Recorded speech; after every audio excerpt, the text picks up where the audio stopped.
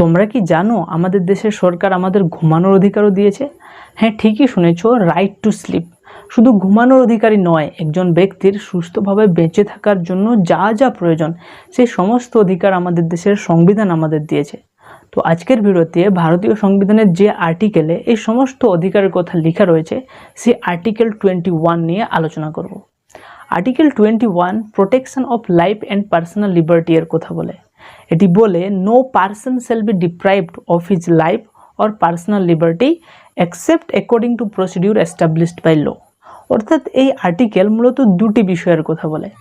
কোনো ব্যক্তিকে তার জীবন তথা ব্যক্তি স্বাধীনতা থেকে বঞ্চিত করা যাবে না বা হবে না, এবং সাথে সাথে এটাও বলে কোনো ব্যক্তির জীবন তথা ব্যক্তি স্বাধীনতাকে কেড়ে নেওয়া যেতে পারে according to procedure established by law. এই দুটো বিষয়কে আলাদা আলাদাভাবে বোঝার চেষ্টা করি। রাইট টু লাইফ বলতে পশু পাখিদের মতো শুধুমাত্র থাকা, খাওয়া, শ্বাস নেওয়া বা বডিলি এক্সিস্টেন্সকে বোঝায় না। সুপ্রিম কোর্টের অনুসারে ভারতীয় সংবিধানের আর্টিকেল 21-এ যে রাইট টু লাইফের কথা বলা হয়েছে, সেখানে একজন ব্যক্তির ডিগনিটি এর সহিত বা সম্মানপূর্বক বাঁচার জন্য যা যা প্রয়োজন সেই সমস্ত অধিকারের কথা রাইট টু লাইফের মধ্যে পড়ে। তাই সুপ্রিম কোর্ট এই আর্টিকেল 21-এর মধ্যে লম্বা লিস্ট অফ অধিকারের কথা বলেছে। তার মধ্যে যেমন স্বাস্থ্যের অধিকার, বাসস্থানের অধিকার, ইলেকট্রিসিটির অধিকার, ঘুমানোর অধিকার, তাছাড়া 14 বছর পর্যন্ত ফ্রি এডুকেশনের অধিকার, তথ্য জানার অধিকার এবং সুস্থ পরিবেশে বসবাসের অধিকার, এমন অনেক অধিকারের কথা বলা হয়েছে। তাহলে এখন আমাদের মনে হতে পারে সবই তো বুঝলাম, আর্টিকেল 21 আমাদের জীবন এবং ব্যক্তি স্বাধীনতা রক্ষা করে, তাহলে এতজন ব্যক্তি জেলের মধ্যে কি করছে? তাদের কি জীবন এবং ব্যক্তি স্বাধীনতা নেই? এর উত্তর আর্টিকেল 21-এর মধ্যেই রয়েছে। আর্টিকেল 21 যেমন ব্যক্তির জীবন এবং ব্যক্তি স্বাধীনতাকে প্রোটেক্ট করে, সেরকম স্টেট চাইলে কোনো ল এর মাধ্যমে যে কোনো ব্যক্তির জীবন এবং ব্যক্তি স্বাধীনতা কেড়ে নিতে পারে। আমরা অনেক সময় দেখেছি অনেকের ফাঁসি হয়ে যায়, তাহলে তার জীবন কেড়ে নেওয়া হচ্ছে, তো কীভাবে নিচ্ছি? আমরা তো জীবনকে প্রোটেক্ট করছি। বাট না, আর্টিকেল 21 এটাও বলে যদি স্টেট চায় তাহলে এটা করতে পারে। আর এই বিষয়টিকে ভালোভাবে বোঝার জন্য দুটো কনসেপ্ট আমাদের ভালো করে বুঝতে হবে। সেটি হচ্ছে procedure established by law and due process of law. আমাদের কনস্টিটিউশনে বা সংবিধানের মধ্যে প্রসিডিউর এস্টাবলিশড বাই ল এর কথা বলা হয়েছে আর্টিকেল 21-এ। ডিউ প্রসেস অফ ল এর কথা কিন্তু কোনো জায়গায় উল্লেখ নেই। প্রসিডিউর এস্টাবলিশড বাই ল এর কনসেপ্টটা আমরা জাপানের কনস্টিটিউশন থেকে, মানে দ্বিতীয় বিশ্বযুদ্ধের পর যে জাপানের কনস্টিটিউশন রচনা হয়েছিল, সেই জাপানের কনস্টিটিউশন থেকে ইন্সপায়ার হয়ে প্রসিডিউর এস্টাবলিশড বাই ল এর কনসেপ্ট আমরা আমাদের কনস্টিটিউশনে ইউজ করেছি। What is procedure established by law? যখন কোনো দেশের সংবিধান রচনা করা হয়, সেখানে পার্লামেন্ট বা লেজিসলেচার প্রতিষ্ঠার কথাও বলা হয়, যার কাজ হচ্ছে আইন তৈরি করা। এবং সেই কনস্টিটিউশনে আইন কিভাবে তৈরি হবে, তার প্রসেস কী হবে আইন তৈরি করে, সেটাও বলে দেওয়া থাকে। যেমন আমাদের দেশের ক্ষেত্রে পার্লামেন্টের দুটো হাউস রয়েছে, একটি লোকসভা লোয়ার হাউস এবং রাজ্যসভা আপার হাউস। এই দুটো হাউসের যে কোনো হাউসে কি করা হয় না, বিল আনা হয়। রুলিং পার্টি বিল নিয়ে আসে, সেই বিল লোকসভা বা রাজ্যসভা থেকে পাস হয়। মেজরিটিতে পাস হওয়ার পরে সেটি প্রেসিডেন্টের কাছে যায়, প্রেসিডেন্ট সিগনেচার করে, আর যখন প্রেসিডেন্ট সাইন করে সেটি অ্যাক্ট হয়ে যায়। তাহলে এই যে প্রসেসের মাধ্যমে অ্যাক্ট বা আইন তৈরি হলো, সেই আইনের মাধ্যমে যদি কাউকে গ্রেপ্তার করি তাহলে সেটা প্রসিডিউর এস্টাবলিশড বাই ল হলো। এই যে প্রসেসের মাধ্যমে আইন তৈরি করা হলো, এই আইনের মাধ্যমে যদি কোনো ব্যক্তির জীবন তথা ব্যক্তির স্বাধীনতা কেড়ে নেওয়া হয়, তাহলে সেক্ষেত্রে সুপ্রিম কোর্ট কি বলবে না, এটি নেই সঙ্গত, কারণ প্রসিডিউর এস্টাবলিশড বাই ল এর মাধ্যমে আপনাকে গ্রেপ্তার করা হয়েছে। যেমন একে গোপালন ভার্সেস স্টেট অফ মাদ্রাসের মধ্যে একটি কেস হয়েছিল 1950-তে।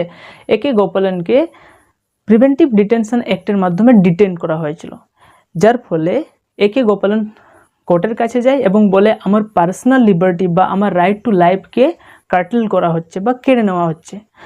যখন এটি কোর্টের কাছে গিয়ে বলে একে গোপালন, তখন কোর্ট রিপ্লাই করে যেহেতু প্রিভেন্টিভ ডিটেনশন অ্যাক্ট একটি অ্যাক্ট এবং সেটি একটি প্রসিডিউর মাধ্যমে পাস হয়েছে বা একটা পদ্ধতির মাধ্যমে সেই আইন এসেছে এবং সেই আইনের দ্বারাই আপনাকে গ্রেপ্তার করা হয়েছে, তাহলে আমরা এখানে কিছু করতে পারবো না। তাহলে যে অ্যাক্টের মাধ্যমে গ্রেপ্তার করা হলো, সেই অ্যাক্টটা ঠিক না ভুল, সেই একটা ভালো না খারাপ, সে একটা নেই সঙ্গতি কিনা সেটা বিচার করা হবে না।